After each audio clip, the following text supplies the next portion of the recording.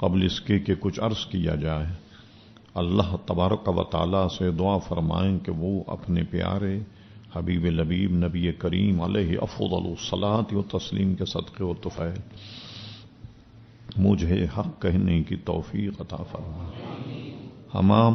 ہم تمام شرکا محفل کو اللہ تبارک و تعالی حق سن کر حق کو قبول کرنے کی اور اس پر عمل کرنے کی توفیق عطا فرمائے۔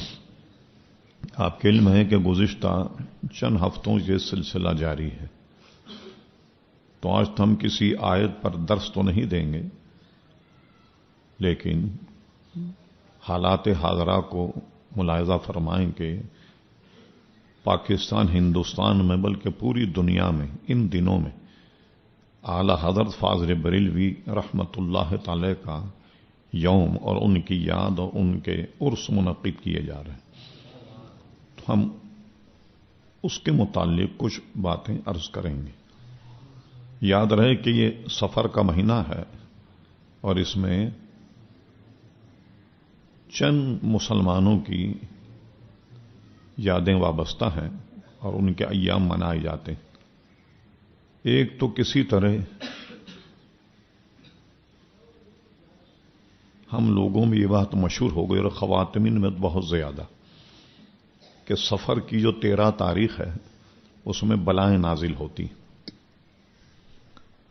تو پرانی عورتیں کیا کرتی ہیں کہ چنے ابال کر اور چھتوں پر پھینکتی ہیں کہ بلائیں جو ہیں وہ اتنی بے وقوف ہیں کہ آپ کو نہیں پکڑیں گی، خالی چھولے کھا کے چلی جائیں۔ سب چھتوں پہ جناب چنے اور جناب گیہوں یہ ڈال دیے جاتے ہیں۔ یہ ایک رواج بالکل غلط، اور یہ کہا جاتا ہے کہ اس کا آخری جو سفر کا بدھ ہے اس کو منایا جاتا ہے کہ حضور علیہ السلام اس میں صحت یاب ہوئے۔ حالانکہ تمام سیرت کی کتاب ملاحظہ فرمائیے آپ کہ سفر کے آخری بدھ کو یا آخری ایام میں حضور علیہ السلام سخت علیل تھے، تو یہ بات بھی غلط ہے۔ اور حدیث شریف میں مطلقاً فرمایا لا سفر، سفر کوئی چیز نہیں۔ شیخ محقق شاہ عبدالحق محدث دہلوی نے جو رواج ہیں ان کی مذمت میں پورا باب اپنی کتاب ما ثبت من السنہ میں سفر کے مہینے میں نقل فرمایا کہ یہ رواج جو ہیں یہ مسلمانوں میں یہ غلط ہیں، اور یہ کہاوت کہ سفر میں بلائیں نازل ہوتی ہیں یہ بھی کوئی اصل نہیں اس کی، اور خالی بدھ منایا جاتا ہے، لوگ سیر تفریح کو نکلتے ہیں یا شیرنی بھی بانٹتے ہیں، یہ ساری باتیں لغو ہمارے یہاں پتہ نہیں کہاں سے آ گئی اور چلی آ رہی ہیں شروع سے، اس کی تو کوئی اصل نہیں۔ اور سفر کے مہینے میں مشہور دنیا کے پیشوا اعلی حضرت امام اہل سنت مولانا شاہ احمد رضا خان فاضل بریلوی رحمت اللہ تعالی کا وصال جمعے کا دن تھا، اور جو اذان کہی جاتی ہے ظہر کی جمعے میں، یعنی ایک تو جمعے کی خطبے کی اذان ہے کہ عام جو اذان ہے اس اذان کے وقت میں اعلی فاضل بریلوی کا وصال ہوا۔ جس وقت آپ کی روح اپنے جسم سے نکل رہی تھی اس وقت موذن کی یہ آوازیں سب کے کانوں میں تھیں، حی علی الصلاۃ حی علی الفلاح۔ عین اس موقع پہ اعلی فاضل بریلوی رحمت اللہ علیہ کا وصال ہوا، اور وصال سے قبل اعلی حضرت نے اپنے بھتیجے مولانا حسن رضا خان صاحب کے صاحبزادے مولانا حسن رضا خان صاحب رحمت اللہ تعالی علیہ، جب میں 81 یا 82 میں بریلی شریف حاضر ہوا ان سے میری ملاقات بھی ہوئی، ان کو بلا کر ایک پورا وصیت نامہ تحریر کرایا گیا جو وصایا شریف کے نام سے مولانا حسن رضا خان صاحب کے نام سے وہ بعد میں پھر چھپا بھی۔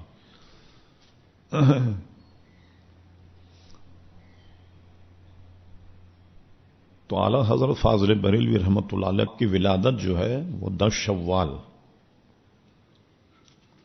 عیسوی کے اعتبار سے 1856 اور ہجری کے اعتبار سے 1272، یہ آپ کی تاریخ پیدائش۔ آپ کی ولادت ایسے پرفتن دور میں ہوئی جس کو میں نے گاہے گاہے آپ کو بیان بھی کیا کہ کہ جنگ آزادی، جنگ جو جہاد کا دور تھا، انگریزوں کے خلاف جہاد کا فتویٰ دیا تھا علماء نے، تو جگہ جگہ جنگ جاری تھی اور انگریز نے اس تحریک کو طاقت کے بلبوتے پہ کچل دیا۔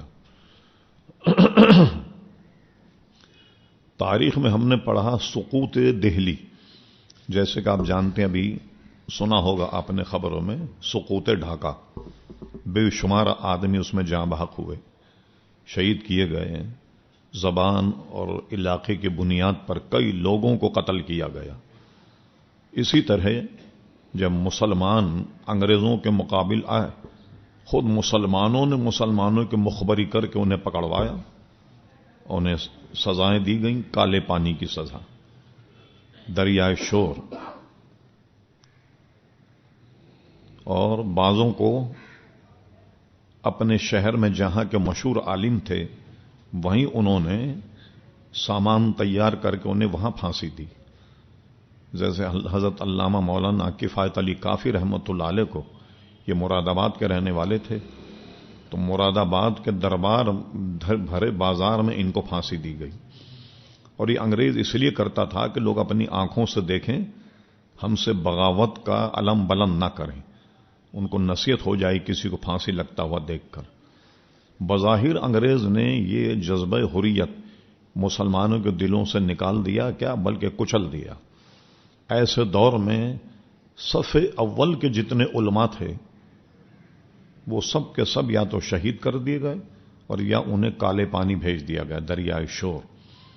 وہاں وہ قید و بند کی صعوبتیں گزار رہے تھے، حبس دوام، جس کو کہنے دوسری زبان میں عمر قید۔ جو زندہ رہے وہ عمر قید کی سزا گزار رہے تھے دریائے شور۔ اور یہ ایک مشہور جزیرہ ہے جو رنگون کے سمندر کے قریب کہیں ہوتا، یہاں سے پانی کے جہاز انڈیا سے ابھی بھی جاتے ہیں، دریائے شور۔ جعفر تھانسیری یہاں کا قیدی تھا، اس نے ایک جگہ لکھا کہ اس کو کالا پانی کیوں کہا جاتا ہے۔ وہ اس کی وجہ لکھتا ہے کہ عام سمندر کے نسبت یہ پانی بہت زیادہ گہرا ہے، تو گہرا ہونے کی وجہ سے پانی سیاہ نظر آتا، اس لیے مشہور ہو گیا کالا پانی۔ اچھا، اتنا گہرا سمندر ہے کہ وہاں سے کوئی عبور کر کے، یعنی اس قید خانے سے کوئی جا ہی نہیں سکتا، بھاگ ہی نہیں سکتا، اس لیے وہاں رکھا جاتا۔ خواتین جو گرفتار ہوتی انہیں بھی رکھا جاتا وہیں، اور مردوں کو بھی وہیں رکھا جاتا۔ جعفر تھانسیری کہتا ہے مورخ کہ یہ اتنی مہربانی کرتے تھے انگریز کہ عورتوں کو اگر حبس دوام ہے اور مردوں کو، تو وہ کیا کرتا کہ سب کو جمع کر کے مناسب طریقے سے پوچھ گچھ کر کے ان خواتین کو ان کے نکاح میں دے دیا کرتا تھا، کہ جو حبس دوام کی سزا گزارتے تھے کہ چلیے ٹھیک، میاں بیوی بن کر کے اپنی سزا جو ہے وہ پوری کریں۔ یہ وہ انگریز مہربانی کرتا تھا ان قیدیوں کے ساتھ۔ اور وہیں حضرت علامہ فضل خیر آبادی رحمۃ اللہ علیہ بھی وہیں قید تھے۔ علامہ فضل خیر آبادی منطق اور فلسفے کے بہت بڑے امام تھے، اور ان کے والد ماجد بھی بہت بڑے امام تھے۔ انہوں نے منطق فلسفہ اپنے والد گرامی سے پڑھا تھا، جن کا نام تھا علامہ فضل امام خیر آبادی رحمۃ اللہ علیہ۔ غالب سے بڑے مراسم تھے، بلکہ تاریخ میں یہ بھی ہم نے پڑھا کہ مرزا غالب اپنے کلام کی تصحیح علامہ فضل خیر آبادی رحمۃ اللہ علیہ سے کروایا کرتا کہ دیکھیں اس میں ان اشعار کو، اور کہتے ہیں کہ علامہ فضل خیر آبادی کی تحریک پر ہی غالب نے اپنا دیوان مرتب کیا، اور ابھی بھی خیر آباد میں جو علامہ فضل امام خیر آبادی کا مزار ہے اس پہ کتبہ مرزا غالب نے جو اشعار کہے وہ لگا ہوا۔ تو اس طریقے سے غالب کے بھی استاد تھے علامہ فضل خیر آبادی رحمۃ اللہ تعالی علیہ۔ اور حیرت کی بات ہے کہ شاعر تھا دنیا دار، مگر جب علامہ فضل خیر آبادی رحمۃ اللہ تعالی علیہ کا اسماعیل دہلوی سے امتناع نظیر کے بارے میں جب مناظرہ ہوا، یعنی اسماعیل دہلوی نے اپنی کتاب تقویۃ الایمان میں یہ کہا، اللہ تبارک و تعالی اگر چاہے تو ایک آن میں کروڑوں محمد پیدا کر دے، یا کروڑوں محمد جیسے پیدا کر دے۔ تو علامہ فضل خیر آبادی کا نقطہ نظر یہ تھا کہ جب اللہ نے ارشاد فرما دیا کہ کہ ما کان محمد ابا احد من رجالکم ولکن رسول اللہ و خاتم النبیین، کہ حضور علیہ السلام پر نبوت ختم ہو گئی تو یہ کہنا جائز ہی نہیں کہ اللہ تعالیٰ اگر چاہے تو کروڑوں محمد پیدا کر دے۔ اس پر مناظرہ ہوا اور اس پر علامہ فضل خیر آبادی نے تکفیر بھی کی، اسماعیل دہلوی کی، اور علامہ فضل خیر آبادی کا جو موقف تھا، ان کے موقف کی تائید میں مرزا غالب نے ایک بہت بڑی نظم بھی کہی امتناع نظیر پر، وہ بھی ہمارے پاس محفوظ ہے، کوئی صاحب اگر تحقیق کرے وہ ان کو دی جا سکتی ہے۔ تو صف اول کے علماء تو سب چلے گئے، اب امت کی رہنمائی کون کرتا؟ اعلیٰ حضرت فاضل بریلوی سے پہلے علامہ فضل رسول بدایونی رحمۃ اللہ تعالی علیہ اہل سنت کی رہنمائی کرتے رہے اور جو بد مذہب بے دینوں کے فتنے سے لوگوں کو بچاتے رہے۔ انہی کے صاحبزادے تھے علامہ عبد القادر بدایونی رحمۃ اللہ علیہ، جن سے اعلیٰ حضرت کے بہت زیادہ مراسم تھے، اور اعلیٰ حضرت فاضل بریلوی نے علامہ عبد القادر بدایونی کی شان میں ایک عربی میں قصیدہ بھی کہا جو چھپا ہوا کتابوں میں موجود ہے۔ غرض یہ کہ یہ علامہ فضل خیر آبادی رحمۃ اللہ تعالی علیہ بہت بڑے عالم تھے، حدیث میں وہ تلمیذ تھے شاہ عبد العزیز محدث دہلوی رحمۃ اللہ علیہ، اور بعضوں نے لکھا کہ بعض کتابیں انہوں نے شاہ عبد القادر محدث دہلوی سے بھی پڑھی تھی۔ غرض یہ کہ جس وقت شاہ عبد العزیز محدث دہلوی نے شیعوں کے رد میں کتاب لکھی تو ایسا نہیں کہ جو معروف عقائد تھے اس کو لکھ کر انہوں نے اس کا رد کر دیا، بلکہ ایران آپ نے خطوط بھیجے اور اس وقت کے زمانے کے جو ایران کے بڑے بڑے علماء تھے ان سے منگوائے کہ ہم اہل سنت پر آپ کے کیا کیا اعتراضات۔ انہوں نے جو جو اعتراضات بھیجے ایک ضخیم کتاب شاہ عبد العزیز محدث دہلوی نے شیعہ حضرات کے رد میں لکھی۔ تو ایک مناظر شیعہ مجتہد وہ اعلیٰ حضرت فاضل بریلوی بلکہ شاہ عبد العزیز محدث دہلوی سے مناظرہ کرنے کے لیے آیا۔ تو اب کیا ہوتا ہے، یہ سب جانتے تھے کہ شیعہ ہے، لیکن سفارتی یا مہمان نوازی کے تقاضے ہوتے ہیں۔ علامہ فضل خیر آبادی ان کے طالب علم تھے، انہوں نے اپنے کلاس میں سے بچے کو بلایا اور کہا جاؤ یہ ایران سے آئے ہم سے مناظرہ کرنے، انہیں مہمان خانے میں ٹھہرا دو۔ تو مہمان خانے میں علامہ فضل خیر آبادی انہیں ٹھہرا دیا۔ رات میں ان سے پوچھا کہ آپ نے اتنا دور دراز کا سفر کائے کے لیے کیا؟ کہا تمہارے استاد سے مناظرہ کرنے آیا۔ اچھا، انہوں کا مناظرے کے کیا کیا نکات ہیں آپ کے؟ کہنے لگے یہ باتیں جو میں مناظرہ کرنا چاہتا ہوں۔ علامہ فضل خیر آبادی اتنے ہوشیار تھے، 12 سال کی عمر تھی، ایران کے مجتہد کو اتنے کرے جواب دیے کہ سارے جوابوں کا سوالوں کا اس کا صفایا کر دیا۔ تو ایران کا وہ جو تھا مجتہد وہ سوچنے لگا کہ جس کے طالب علم اتنے ہوشیار ہوں ان کے امام سے کون مناظرہ کرے گا؟ وہ اپنا بوریا بستر لپیٹ کر رات ہی میں چلا گیا کہ بجائے اس ذلت کے یہ ذلت صحیح ہے کہ چلو یہاں سے کوچ کر جاؤ۔ چلے گئے وہ صاحب۔ صبح کا وقت ہوا تو شاہ صاحب اپنی تمام مصروفیات سے فارغ ہو کر دسترخوان لگایا اور علامہ فضل خیر آبادی کا جاؤ ہمارے مہمان کو بلا لاؤ۔ انہوں نے کہا وہ تو رات ہی میں چلے گئے۔ تو شاہ صاحب سمجھ گئے، کہنے تم نے کچھ شرارت کی ہوگی۔ کہنے میں نے خالی پوچھا کہ آپ کائے کے لیے آئے؟ تو انہوں نے کہا تمہارے استاد سے مناظرہ کرنے آیا ہوں۔ اور پوری لسٹ انہوں نے نکالی، یہ مسائل ہیں، میں نے نمبر وار ان کا رد کیا تو وہ از خود ہی چلے گئے، ہم نے کچھ کہا ہی نہیں ان کو۔ تو یہ علم تھا علامہ فضل خیر آبادی رحمۃ اللہ تعالی علیہ۔ پورے ہندوستان میں منطق فلسفے کا ان سے بڑھ کر کے امام کوئی نہیں تھا، اور جو ان کے ساتھ بیٹھنے والے شاگرد انہوں نے بھی بڑی شہرت پائی۔ ان کے صاحبزادے تھے منطق میں، ان کا بھی بہت بڑا مقام، علامہ عبدالحق خیر آبادی رحمۃ اللہ تعالی علیہ۔ خیر آباد ایک ہندوستان میں بڑی مشہور جگہ ہے، اور علامہ فضل خیر آبادی رحمۃ اللہ علیہ بہادر شاہ ظفر کے زمانے میں، جس کو آج ہم لوگ کمشنر کہتے ہیں، تو دہلی کے کمشنر تھے۔ ہرچند کہ ان کے والد کہتے رہے کہ سرکاری ملازمت مت کرو، مگر انہوں نے دہلی کی کمشنری قبول کر لی۔ اس زمانے میں فتح و عالمگیری کے اعتبار سے فیصلے کیے جاتے تھے فقہ حنفی پر، اللہ فضل خیر آبادی بہت بڑے علامہ تھے اور قاضی بھی تھے، تو سارے فیصلے علامہ فضل خیر آبادی کے کورٹ میں ہوتے، اور اس طریقے سے انہوں نے بہت نام کمایا پورے ہندوستان میں۔ شاگرد بھی ان کے کئی نکلے، اور شاگردوں کا سلسلہ اتنا بڑھا کہ اگر آپ حضور مفتی اعظم ہند رحمۃ اللہ علیہ کی سند تلاش کریں تو اس میں بھی علامہ فضل خیر آبادی رحمۃ اللہ علیہ آتے ہیں۔ یعنی منطق کے اعتبار سے ایک شاخ جو ہے وہ بریلی شریف میں بھی ہے، علامہ عبدالحق خیر آبادی رحمۃ اللہ علیہ کی۔ ایک مرتبہ لطیفہ یہ ہوا، بہت بڑے نواب تھے رامپور کے نواب صاحب نے اعلی حضرت کے خسر سے رابطہ کیا کہ میں آپ کے داماد کی دعوت کرنا چاہتا ہوں۔ اعلی حضرت بہت کم جایا کرتے تھے کہیں دعوتوں میں، ایک تو ایک علمی مصروفیات بہت زیادہ تھیں، لیکن انہوں نے بڑی سفارشیں لڑائی اور بڑی انہوں نے خوشامد کی کہ آپ لائیے کسی طرح، تو اعلی حضرت ان کی دعوت میں چلے گئے۔ نواب صاحب نے کیا کیا کہ اعلی حضرت کو بلایا، اور ساتھ ہی علامہ عبدالحق خیر آبادی جو اس وقت موجود تھے انہیں بھی دعوت میں بلا لیا، اور دعوت میں بلا کر دونوں حضرات اور مہمان جو تھے دسترخوان پہ بیٹھے۔ نواب صاحب نے عذراہ مہربانی اعلی حضرت فرمایا کہ مولانا میری خواہش یہ ہے کہ آپ کچھ منطق علامہ عبدالحق خیر آبادی سے پڑھ لیں، کہ جانتے تھے کہ بہت بڑے امام ہیں ہندوستان میں منطق کے۔ تو اب وہ مخاطب ہوئی علامہ عبدالحق خیر آبادی، اعلی حضرت فرمایا صاحبزادے کیا نام ہے؟ انہوں نے کہا احمد رضا خان۔ اچھا کیا کام کرتے ہو؟ کہنے رد وہابیہ۔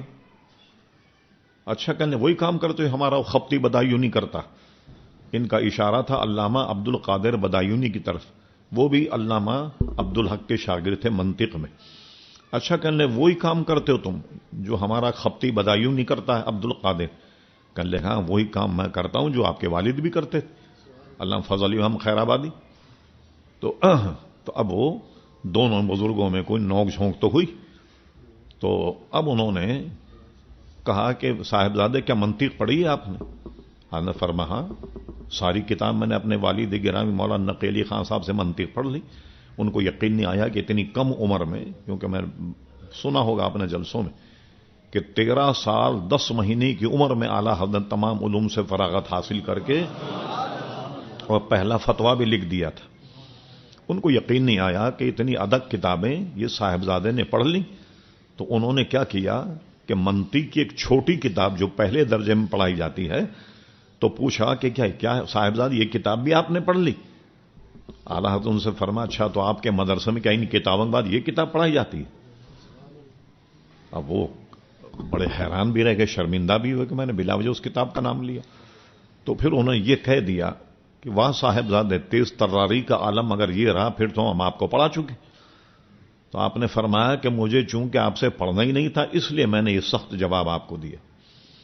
خیر یہ محفل آئی گئی چلی گئی، تو اعلی حضرت منطق میں بھی بڑے کامل اور مکمل تھے، اور یہی نہیں صرف کہ میں زبانی کہہ رہا ہوں ان کا معتقد، بلکہ اس پر اعلی حضرت فاضل بریلوی کی کتابیں بھی گواہ۔ کوئی علم ایسا نہیں جس پر اعلی حضرت فاضل بریلوی نے کتابیں نہ لکھی ہوں۔ اپنے پیچھے تمام علوم جو تھے 53 یا 55 علوم، ان پر اعلی حضرت کو دسترس تھی، اور سب پر اعلی حضرت کتابیں جو ہیں وہ تحریر فرمائیں، اور وہ بعض اس میں چھپ گئیں، بعض غیر مطبوعہ بھی ہیں، اور بعض ہماری کم نصیبی، ایک آدمی نے جو کام کیا کروڑوں آدمی اسے سنبھال نہیں سکے، بعض کتابیں جو ہے وہ ضائع بھی ہو گئیں۔ اسی طریقے سے فلسفے جدید پر اعلی حضرت کا الفوز المبین رد حرکت زمین، اعلی حضرت کے قائل تھے کہ زمین حرکت نہیں کرتی، زمین ساکن ہے۔ اس پر بڑا مبسوط رسالہ لکھا، اعلی خود فرماتے میں نے اس میں 105 دلیلیں نقل کی ہیں کہ زمین گھومتی نہیں بلکہ ساکن ہے۔ پھر اس کے بعد حضور مفتی اعظم ہند نے فرمایا، عرض کی کہ حضور آپ نے فلسفے جدید کا تو رد کیا ہے، ایک کتاب فلسفے قدیم کے رد میں بھی لکھ دیں۔ اعلی حضرت نے اپنے صاحبزادے کی فرمائش پر پھر فلسفے قدیم کا رد کیا، اور وہ کتاب بھی چھپی، الکلمۃ الملہمہ کے نام سے چھپی۔ وہ ہمارے پاس بڑی پرانی رکھی ہوئی تھی۔ تو حادثہ ہمارے ساتھ یہ ہوا کہ ایک بنارس کے صاحب دارالعلوم امجدیہ میں مہمان ٹھہرے جو ہندوستان کے کاتب تھے۔ تو مفتی ظفر علی صاحب نے مجھ سے بلا کر کہا کہ یہ غریب آدمی اور کتابت اچھی جانتے ہیں، تو آپ کوئی لکھنے کا کام ہو تو ان سے لے لیں۔ میں نے انہیں بلا لیا اپنے یہاں میمن مسجد مصلح الدین گارڈن، اور وہ کتاب ان کو نکال کر دی۔ میں نے کہا یہ کتاب کی آپ کتابت فرما دیں، اور یہ چھپی تھی سب سے پہلے میرٹھ میں مولانا سید غلام جیلانی رحمۃ اللہ علیہ، جن کا لقب تھا صدر العلماء، پہلے انہوں نے چھاپی تھی۔ وہ ظاہر اتنی ادھک کتاب تھی کہ مولانا غلام جیلانی رحمۃ اللہ علیہ کی قیادت میں چھپی، ورنہ اس کا چھپنا ممکن نہیں تھا۔ ہم نے اس کے صفحے ان کو دے دیے 40، ہم نے کہا یہ لیجیے، اس کو کتابت کر کے لے آئیں، اور کہتے ہیں کہ جناب وہ کتابت کے لیے وہ دیا، اور ہم نے نقد انہیں 700 روپے دے بھی دی، تو بیل بھی گیا اور رسی بھی گئی، واپس ہی نیا بندے خدا۔ مفتی صاحب نے کہا کہ یہ کراچی میں ہے، بیچاروں کا خرچہ پانی نکل جائے گا، آپ دے دیں، تو ہم نے دے دی۔ اس سے ہم نے اندازہ لگایا کوئی اہم کتاب کاتب کو دینے سے پہلے اس کی فوٹو کاپی کرا لینی چاہیے تاکہ کتاب ضائع نہ ہو جائے۔ یوں وہ کتاب ہم سے ضائع تو ہو گئی۔ ملتان میں کسی صاحب نے سراغ لگایا تو پتہ نہیں کس طرح انہیں پتہ لگا کہ وہ کتاب میرے پاس، ملتان سے ایک پبلشر میرے پاس آئے کہ یہ ہماری کتاب زیر کتابت ہے، اور اس میں کچھ لائنیں ایسی ہیں جو پڑھی نہیں جا رہی۔ کسی طرح ہمیں سراغ لگا کہ آپ کے پاس ایک کتاب ہے، کچھ دیر کے لیے یا کچھ دن کے لیے آپ وہ کتاب ہمیں دے دیں، ہم اپنی کتاب کی تصحیح کر کے آپ کو کتاب واپس کر دیں گے، یا فوٹو کاپی ہم بنا لیں گے، اصل کتاب آپ کو دے دیں گے۔ تو میں نے ان سے کہا بھائی ہماری کتاب کے ساتھ تو یہ حادثہ ہوا، لہذا آپ ذرا ہوشیار رہیے، کسی ایسے کاتب کو دیں جس پر آپ کو مکمل اعتماد ہو، ہماری تو ضائع ہو گئی کتاب۔ غرض یہ، اور ہم بڑا افسوس ہوا، لیکن اب خوشی یہ ہوئی کہ وہ کتاب کسی طریقے سے فتاوی رضویہ میں چھپ گئی۔ یوں اللہ تبارک و تعالیٰ کرم ہو گیا کہ وہ کتاب مسلمانوں تک زندہ مل گئی، اور فتاوی رضویہ کی اسی جلد میں یہ دونوں رسالے، فوز المبین در رد حرکت زمین اور الکلمۃ الملہمہ، یہ دونوں کتابیں فتاوی رضویہ میں اب آ گئی۔ اس سے ایک تو یہ بتانا مقصود تھا کہ صفِ اول کے علماء جب دنیا سے چلے گئے تو اب اہل سنت کی رہنمائی کون کرتے؟ اعلیٰ حضرت فاضل بریلوی نے کی، اور ان کے دونوں صاحبزادے بڑے قابل ترین تھے، اپنے والد گرامی سے پڑھا تھا۔ مولانا حامد رضا خان صاحب رحمۃ اللہ علیہ بڑے مکمل عالم تھے، جن کا لقب حجت الاسلام رکھا تھا علماء نے۔ پھر اس کے بعد مفتی اعظم ہند، یہ 18 سال چھوٹے تھے حضرت مولانا حامد رضا خان صاحب۔ ان کی جب ولادت ہوئی تو اعلیٰ حضرت اپنے بھائی، اپنے بڑے صاحبزادے کو بلایا اور کہا حامد میاں، آپ میری مصروفیات تو جانتے ہیں، یہ آپ کے حوالے کیے جاتے ہیں، آپ ان کو پڑھائیے۔ تو حضور مفتی اعظم ہند کو بھی حجت اسلام مولانا حامد رضا خان صاحب، جو ان کے بڑے بھائی تھے، بڑے شوق اور ذوق کے ساتھ انہوں نے پڑھایا، اور کچھ دن پڑھانے کے بعد جب دیکھا کہ انہوں نے 3 سال کی عمر میں ناظرہ قرآن مجید ختم کر لیا تو سمجھ گئے کہ صاحبزادے بڑے ہونہار، ان کو اگر پڑھایا جائے تو یہ بہت کام کریں گے۔ چنانچہ بڑی دل جمعی کے ساتھ حجت اسلام نے اپنے چھوٹے بھائی کو پڑھایا، اور بھی آراز فاضل بریلوی چند اساتذہ جو تھے وہ متعین کر دیے تھے مفتی اعظم ہند کو پڑھانے کے سلسلے میں۔ ایک صاحب تھے جن کا تعلق علامہ لطف اللہ علی گڑھی سے تھا، ان کے شاگرد تھے، ان کو متعین کیا، اور ایک علامہ فضل رحمان گنج مراد آبادی کے شاگردوں سے ان کا تعلق تھا، ظہور الحق صاحب، ان کو متعین کیا، وہ پڑھاتے، اور پوری نگرانی مولانا حامد رضا خان صاحب اپنے بھائی کی گویا تعلیم کی یہ نگرانی کرتے۔ اور تو ظاہر ہے کہ وہ ان کے بھائی یعنی اعلیٰ فاضل بریلوی کے چھوٹے صاحبزادے وہ بھی بہت بڑے عالم بنے، اور علماء نے ان کو مفتی اعظم ہند کا لقب دیا، اور وہ انہوں نے کتابیں بھی پڑھائیں، درس حدیث بھی دیا، اور ان کے شاگردوں میں 2 پر جو حضرت مفتی اعظم ہند فخر کیا کرتے تھے، ایک شیر بیش سن حضرت اللہ مولانا حشمت علی خان صاحب رحمۃ اللہ تعالی علیہ، اور دوسرے شیخ الحدیث حضرت اللہ مولانا سردار احمد صاحب رحمۃ اللہ تعالی علیہ۔ ان پر بڑا فخر فرماتے کہ میرے دونوں شاگرد جو ہیں یہ بہت عمدہ، اور بہت کم عمری میں اعلیٰ حضرت نے فتویٰ لکھا اور میدان میں آئے، اور اتنی مقبولیت اللہ تبارک و تعالیٰ نے عطا فرمائی کہ مورخین لکھتے ہیں کہ جو انڈیا کا اس وقت حکمراں تھا انگریز وائس سرائے، اس کے پاس اتنی ڈاک نہیں آتی جتنا اعلیٰ فاضل بریلوی کے پاس آتی. دنیا بھر سے خطوط آتے سوال جواب کے. ہم افریقہ پہنچے تو ہم تو پہنچے بہت بعد میں، یعنی 82 میں پہنچے. اس وقت جب کتابوں میں دیکھتے ہیں فتح رضویہ میں، تو اس زمانے کے افریقہ کے مختلف شہروں کے خطوط اعلی حضرت کے پاس آئے اور انہوں نے اعلی حضرت سے فیصلہ چاہا. انہوں سب کو بھیجا اور وہ تمام فتاوے جمع کرنے کے بعد ایک الگ سے کتاب چھپی پھر فتاوی افریقہ کے نام سے. وہ بھی خاصی ضخیم کتاب ہے تاکہ فتاوی افریقہ یہ معلوم ہو جائے جو افریقہ سے سوالات آئے تھے ان کے جوابات اس میں. یہ بھاولپور کے نواب صاحب، یہاں بھی اس زمانے میں جو عدالتیں تھیں وہ اسلام کے مطابق فیصلے کرتی. نواب بھاولپور نے کچھ عدالتی امور پر اعلی حضرت سے مشورہ کیا تو اعلی حضرت کو خط ملا. غلطی سے نواب صاحب نے اس میں یہ لکھ دیا کہ مولانا یہ سارے مسائل حل کر کے بھیجیں تاکہ یہاں اس کا رواج دیا جائے اور یہاں کے جو جج ہیں غازی ہیں ان کو اس کا پابند کیا جائے. ساتھ ہی انہوں نے یہ لکھ دیا کہ مولانا جو معاوضہ ہوگا آپ فرما دیں وہ آپ تک پہنچ جائے گا. آدھا سارے اصول لکھے قاضی کے اور اس کے بعد فرمایا کہ اللہ کا شکر ہے کہ ہمارے یہاں فتوے پر پیسے نہیں لیے جاتے. ہاں، یہاں سے مفت جاری ہوتے ہیں. بلکہ یہ تک ہوا کہ بعض جو غریب لوگ تھے وہ ایسی بیرنگ لفافہ بھیج دیا کرتے تھے. اعلیٰ حضرت سوال لکھ کر اپنی طرف سے ٹکٹ لگا کر کے روانہ کیا کرتے تھے. تو اعلیٰ حضرت فاضل بریلوی آپ کے دادا، آپ کے جد امجد جو مغلیہ سلطنت میں افغانستان سے ہجرت کر کے لاہور آئے، لاہور سے پھر ہندوستان آئے، اس زمانے میں مولانا سعادت یار خان کہ بہت بڑے سپہ سالار تھے فوج کے، جس کو آج کل کے زمانے بریگیڈیئر کہا جاتا ہے. تو اس زمانے میں مغلیہ سلطنت کے جو بادشاہ تھے انہوں نے انعام میں اکرام میں جو زمینیں دی تو بہت بڑے لینڈ لارڈ تھے، بڑی زمینیں تھیں، اعلیٰ حضرت حصے میں آئیں. لیکن اعلیٰ حضرت فاضل بریلوی نے یہ طے کر لیا وہ نہ زمین پر جاتے نہ اس کی جانچ پڑتال کرتے کہ کیا آمدنی ہوئی کیا ہوا. یہ سارے امور اعلیٰ حضرت اپنے بھائی مولانا حسن رضا خان صاحب کے ذمے کر دی. فرما اس سے جو آمدنی ہو جو معاملات ہے تم جانو، ہمیں تو صرف کاغذ اور دوات قلم کا خرچ دے دیا کرو جو ہمارے دارالافتاء کی ضرورت ہے بس. تو اس اعتبار سے وہ اپنے زمین وغیرہ جاگیر کے اعتبار سے بہت بڑے نواب تھے.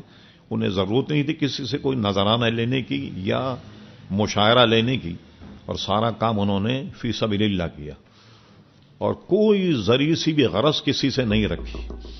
ہم نے اکابر علماء سے سنا کہ ایک بمبئی کے سیٹھ آئے، انہوں نے اعلیٰ حضرت سے کہا حضور بس گاڑی میرے پاس موجود ہے، آپ بیٹھیں چلیں اور ہمارے دفتر میں گھر میں بس دعائے خیر کر دیں اور پھر میں آپ کو چھوڑ دوں گا.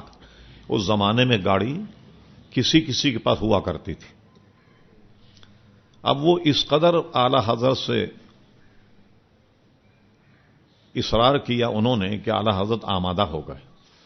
جب اعلیٰ حضرت جوتے پہننے لگے تو سیٹھ صاحب کی زبان سے یہ جملہ نکل گیا. یہ مشہور تھا کہ اعلیٰ حضرت فاضل بریلوی نے جو کتابیں لکھی ہیں وہ اس آستانے کے بعد اتنا مال نہیں ہے کہ یہ کتابیں چھپ جائیں. تو سیٹھ صاحب کی زبان سے نکل گیا کہ مولانا اب بے فکر رہیے، آپ کی ساری کتابیں چھپ جائیں گی. آپ فوراً جوتا اتار دیا اور فرمایا کہ مجھے آپ کے یہاں جا کر اپنی کتابیں نہیں چھپوانی، اور منع کر دیا اب نہیں آؤں گا میں آپ کے ساتھ. پہلے تو میں آمادہ ہو گیا تھا لیکن اب میں تو اپنی کتابیں چھپانے کے لیے جوتے میں پیر ڈالنا بھی گوارا نہیں کرتا. یہ کہہ کر اعلیٰ حضرت اندر چلے آئے اور سیٹھ صاحب کو منع کر دیا. ہم نے اکابر سے سنا کہ ایک مرتبہ کوئی صاحب آئے، آنے کے بعد میں انہوں نے کیا کیا، ایک مٹھائی کا ڈبہ دیا اعلیٰ حضرت کے ہاتھ میں. تو اعلیٰ حضرت نے ان سے فرمایا کہ کہیے کیا مسئلہ ہے. کہنے لگے کوئی مسئلہ نہیں. تو کہنے لگے یہ مٹھائی آپ کائے کے لیے لائے؟ کہنے لگے یہ نذرانہ ہے حضرت، اس کو رکھ لیجیے آپ. پھر پوچھا حضرت کوئی خدمت کوئی مسئلہ ہے؟ انہوں نے کہا نہیں. حضرت مٹھائی کا ڈبہ لیا اور کسی خادم کے ہاتھ اندر گھر میں بھیج دیا. مٹھائی کا ڈبہ تو گھر میں چلا گیا تو انہوں نے بعد میں کہا حضور ایک بخار کا تعویذ چاہیے. تعویذ لکھ دیا. لکھنے کے بعد دیا، دینے کے بعد حکم دیا کہ مٹھائی کا ڈبہ واپس لے آؤ. وہ مٹھائی کا ڈبہ واپس آ گیا، ان کو دے دیا، کہنے یہ لیے مٹھائی کا ڈبہ بھی لیجیے، تعویذ لیجیے، فقیر یہاں تعویذ بکا نہیں کرتے، یہ کہہ کے روانہ کر دیا اعلیٰ حضرت۔ آج آپ دیکھیے تعویذوں کا معاملہ کتنے عروج پر ہے، کسی کو اثر ہو جائے۔ اول تو میں بتاؤں آپ کو، میرا 50 سالہ تجربہ یہ ہے، جب سے میں تعویذ لکھتا ہوں، 100 اگر مریض آئیں تو مشکل سے ایک آدھ ایسا مریض ہوتا ہے کہ کسی کوئی اثر ہو یا کچھ ہو۔ یہ 99 جو ہوتے ہیں نا، یہ سارے ڈھونگ ہوتے ہیں، سب مستی مزہ۔ یعنی جو عورتیں ہیں ان کو کیا ہوتا ہے، میاں بیوی میں لڑائی ہو گئی، اب ان کو علیحدگی اختیار کرنی ہوتی ہے، تو اس لیے وہ ایسے کام کرتی ہیں جس سے لوگوں کو شبہ ہو کہ اس پہ کوئی جن کا اثر ہے۔ تو جن کا اثر نہیں ہوتا، یہی اثر ہوتا ہے، سمجھے صاحب، کہ بھائی شوہر پسند نہیں۔ اچھا، اب کیا ہوتا ہے کہ خواتین جو ہیں اس میں پتہ لگ جائے کہ یہ آدمی تعویذ لکھتا ہے، دیکھیے پھر آپ جو بھرمار ہوتی ہے خواتین کی۔ حد ہو گئی کہ میں ایک کانفرنس میں لندن گیا، ختم نبوت کانفرنس تھی برمنگم میں، تو جہاں میں ٹھہرا وہ ہمارے خالہ زاد بھائی تھے، ضیاء المصطفیٰ صاحب، ہماری جو خالہ ہیں وہ بھی اس زمانے میں لندن میں تھیں، عطا المصطفیٰ کی والدہ جو فیصل آباد کے عطا المصطفیٰ ہے۔ پتہ چلا ایک خاتون کو جنات ہے، اور پورے لندن کے جتنے مشائخ تھے سب نے علاج کر لیا، لیکن اس کا بھوت نہیں اترا۔ تو ہماری بھی شہرت کہیں پہنچ گئی، کہنے لگی ہم نے سنا ہے جب آپ تعویذ دیتے ہیں، تو کہنے لگے ذرا دیکھ لیں مریض کو آ کر۔ میں نے کہا چلیے، مجبوراً چلے گا مروت میں، ورنہ دیکھنے کی تو ضرورت ہوتی نہیں، ظاہر ہے کہ کوئی ہم تعویذ دیتے ہیں اس میں کوئی الٹرا ساؤنڈ تھوڑی کرتے ہیں کہ پتہ لگے بھئی کہاں خون رک رہا ہے، کیا ہو رہا ہے۔ اس کے بعد تعویذ زبانی کیفیت سن کر تعویذ لکھ دیا جاتا ہے مرض کا۔ اور پھر یہ کہ ہر مرض کا الگ الگ تعویذ نہیں ہوتا، بعض ایسے تعویذ ہوتے کہ ہر کام میں اللہ تبارک و تعالی شفا عطا فرماتا۔ بہرحال میں چلا گیا، پہلے تو میں نے اسے انٹرویو کیا، پوچھا کیا عمر ہے آپ کی، انہوں نے بتایا یہ عمر ہے میری۔ میں نے کہا کیا پڑھا آپ نے؟ کہ میں گریجویشن کیا یہاں لندن کی کسی کالج کا نام بتایا۔ اچھا، میں نے کہا شادی کہاں ہوئی آپ کی؟ کہنے فیصل آباد میں ہوئی۔ کہنے میرے والد نے اپنے بھائی کے بیٹے سے میرا نکاح کر دیا۔ میں نے کہا اچھا۔ ان کے والدین سے کہا آپ تھوڑا باہر ہو جائیے، دروازہ ذرا بھیڑ دیں اور باہر بیٹھے رہیے گا آپ۔ وہ بیٹھے رہے باہر۔ پھر میں نے اس سے ویسی انکوائری جیسے پولیس والے انکوائری نہیں کرتے، میں نے کہا دیکھیے میری آنکھوں کو مسلسل آپ دیکھتے رہیے، جو سوال میں کروں ادھر دیکھ کر کے جواب دینا۔ پھر میں نے سوالات شروع کیے، تو میں نے کہا یہاں پیدائش کہاں کی آپ کی؟ انہوں نے کہا جی لندن کی پیدائش، کہاں پڑھا؟ فلاں جگہ پڑھا ہے۔ کیا کیا آپ نے؟ گریجویشن کیا۔ تو میں نے کہا اچھا آپ کے شوہر؟ تو اس نے اپنے پنجابی زبان، برا مت مانیے، کہنے لگے ہمارے والد کے جو بھائی ہیں ان کا بیٹا تھا، کہنے لگے بالکل نہ کچھ پڑھنا جانے لکھنا جانے، اور مجھے اس کے پلے باندھ دیا۔ تو میں نے کہا اچھا اب میری طرف دیکھ کر بولی۔ میں نے کہا آپ کو یہی اثر ہے نا کہ شوہر پسند نہیں؟ کہنے لگے ہاں۔ میں نے کہا پسند کی شادی کرنا چاہتی ہیں؟ کہنے لگے ہاں۔ میں نے کہا ٹھیک ہے بھائی، دروازہ کھول دی، ان کے ماں باپ کو بلایا۔ میں نے کہا بھائی میں نے تو جن پکڑ لیا، اب ایسا ہی کہ میں جہاں ٹھہرا ہوں پیٹر برو میں، وہاں آپ آ جائیے، رات میں آپ سے بات کریں گے۔ گیا میں، تو پھر میں نے ان کو کہا ایک بچی جو لندن میں پڑھی ہے، ایک دیہاتی سے آپ نے صرف اس لیے اس کی شادی کر دی کہ اس کو بھی لندن کا ویزا مل جائے گا، اس کا گھر بھی بس جائے گا میری طریقے سے، ہاں یہ بھی پاؤنڈ کمانے لگ جائے گا۔ تو میں نے کہا بھوت یہ ہے کہ اس کو شوہر پسند نہیں، اور آپ سمجھ رہے ہیں کہ کوئی مار رہا ہے، کوئی دھونی دے رہا ہے، کوئی مرچوں کی دھونی دے رہا ہے۔ غرض ہے کہ سارے پیر ناکام ہو گئے لندن کے، لیکن میں نے اس کے جن کو پکڑ لیا اور بتا دیا کہ بھئی یہ ہے اس کو معاملہ۔ وہ بھی سمجھ گئے، پھر رویہ دیکھ لیا میاں بیوی کا، سمجھ گئے کہ بات ٹھیک ہے کہ اس کو اپنا شوہر پسند نہیں۔ تو یہ اثرات لوگوں کو ہوتے نہیں ہیں، یہ کچھ ایسے کیس جو ہیں زیادہ تر ایسے ہیں اس میں، سمجھ گئے آپ؟ ہاں، اب کسی میرے تعویذ والے کو بلا لیں، منہ مانگے دیجیے، آپ کوئی مانگے گا آپ سے کہا کبھی اتنے بکرے ذبح کیے جائیں گے اور قبرستان میں ایک ٹانگ پہ کھڑے ہو کر کے آیت کریمہ کا ختم ہوگا، وہ ایک ٹانگ پہ کھڑے ہو کے ختم ہوگا؟ بھئی یہ تو سمجھ میں آجیے سب باوضو مسجد میں بیٹھے اور آیت کریمہ کا ختم ہے نہیں، قبرستان میں جائیں گے اور ایک ٹانگ پر کھڑے ہو کر کے ختم ہوگا، اس کے اتنے پیسے ہوں گے، پیسے دیے جائیے آپ اور روزانہ آپ جناب کیفیت بتاتے رہیے، روز کا بل الگ ہوگا۔ آج یہ اور میرا اپنا جو تجربہ ہے نا وہ یہ بھی ہے کہ لونگ منگائیں گے آپ سے، الائچی منگائیں گے، آپ جانتے ہیں کراچی میں لونگ الائچی کتنی مہنگی، اچھا، اور تعویذ لکھنے والے کا دکاندار سے بھی رابطہ ہوگا؟ ہاں بھائی اتنی لونگ لے آؤ، شام میں وہ لونگ واپس کر دے گا اور اس سے ذرا کم پیسے واپس میں وہ بھی لے لے گا وہ. تو اس لیے بھائی آپ ہوشیار رہیے، زیادہ تر یہ امراض ہیں. اب کیا ہوتا ہے، سب سے بڑا نقصان کیا ہوتا ہے، ایک آدمی کو کینسر ہو گیا اور میرے جیسے مولوی بچے انہوں نے کہا نہیں آپ پہ جادو. اب کیا ہوا، جادو کے تعویذ پلاتے پلاتے وہ کینسر جو ہے بالکل اپنی حد عبور کر جاتا، یہاں تک کہ ایک مریض مر جاتا.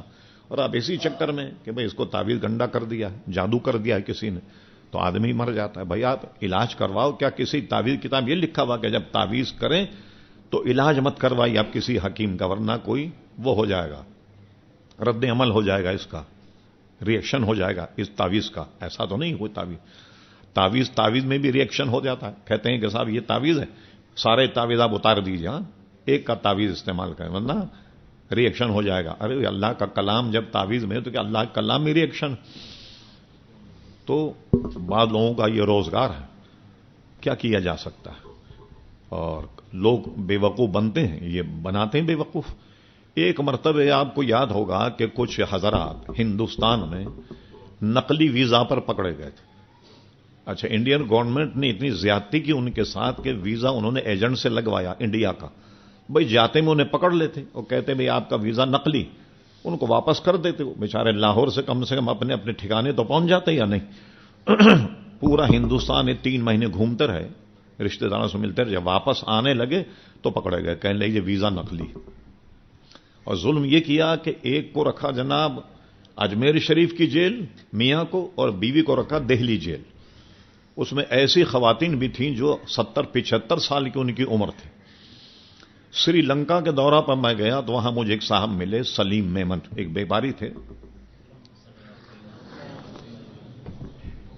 انہوں نے بتایا کہ ہماری کوئی عزیزہ ہے، اس کی عمر تقریباً کوئی 74-75 سال ہے، ہندوستان کی جیل میں ہے، آپ کے پاس اگر کوئی ذریعہ ہو تو آپ بتائیے. تو میں نے کہا ٹھیک، کراچی جا کر میں کوئی ذریعہ تلاش کرتا ہوں. کراچی آیا پھر میں، تو آنے کے بعد میں ان کے دفتر چلا گیا، جو ہے نا بڑی مشہور ویلفیئر، کیا نام ہے اس کا، انصار برنی. ان کے چھوٹے بھائی افسار برنی، ان سے ہماری ذرا زیادہ سلام دعا. میں ان کے پاس گیا، میں نے کہا بھئی یہ معاملہ ہے. انہوں نے ذکر تو کیا، کہنے لگے بھی مسئلہ یہ ہے کہ ان کے پاس سب کے پاس نقلی ویزا تھا، انہوں نے ایجنٹوں سے لگوایا، ایجنٹوں نے پیسے کھا لی اور ویزا نقلی لگایا.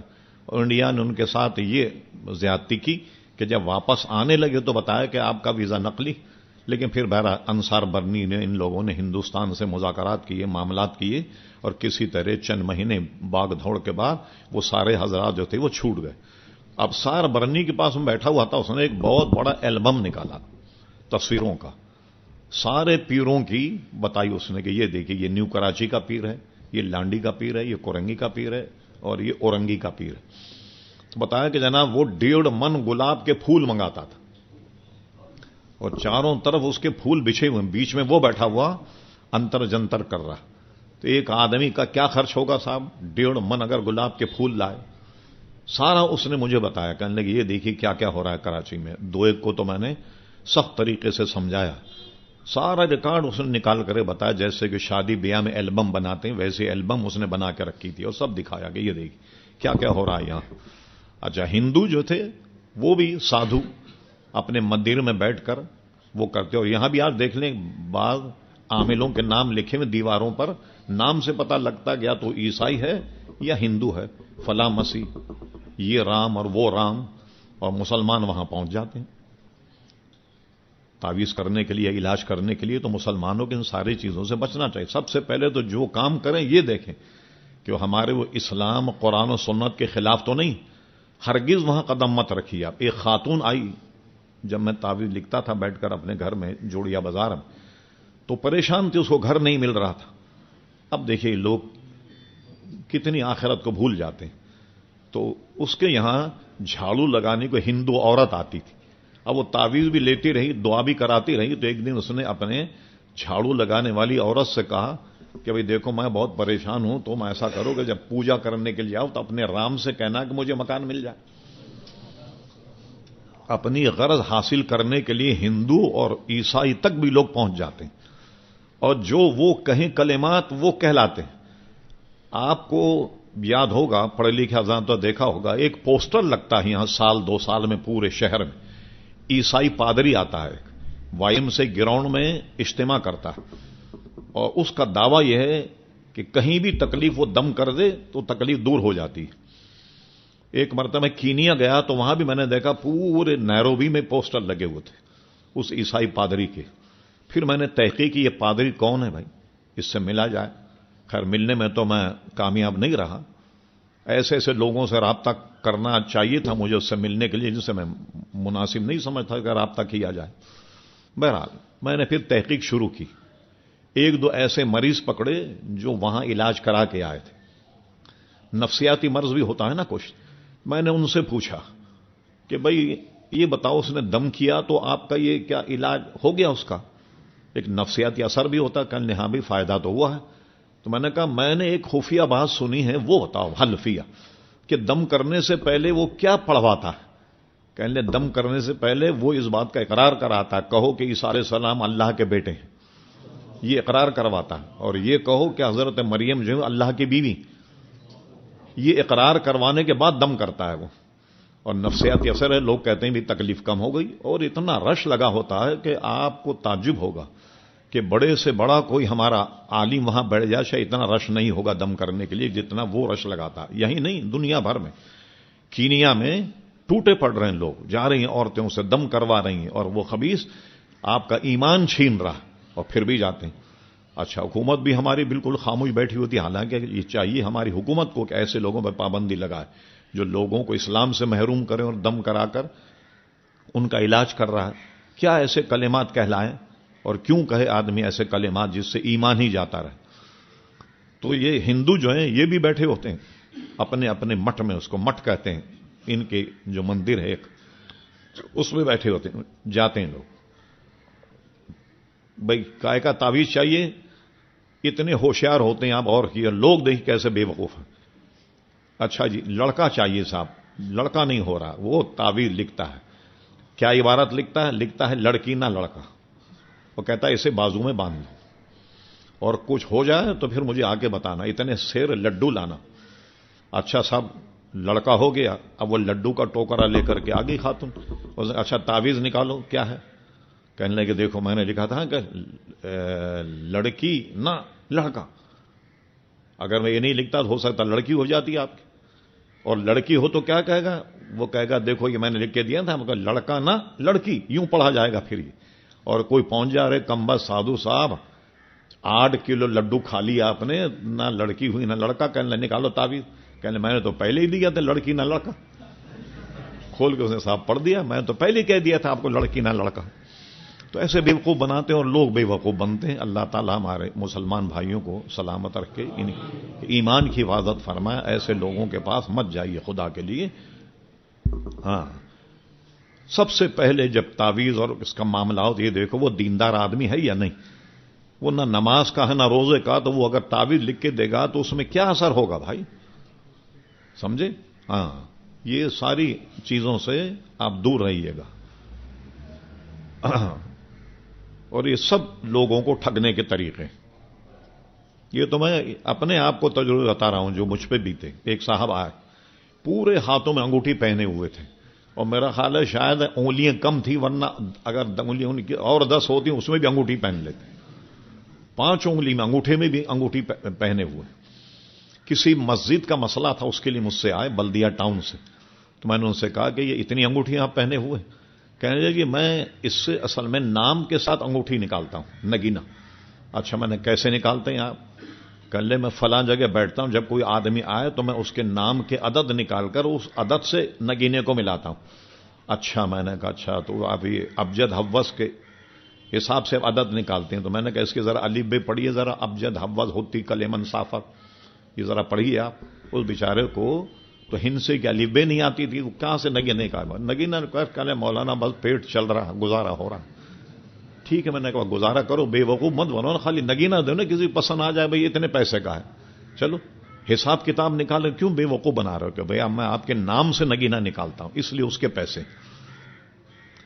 اس طرح کوئی نگینوں کے نام پہ ٹھگ رہا ہے، کوئی جناب انگوٹھی کے نام پہ ٹھگ رہا ہے، تو ان سے بچا جائے۔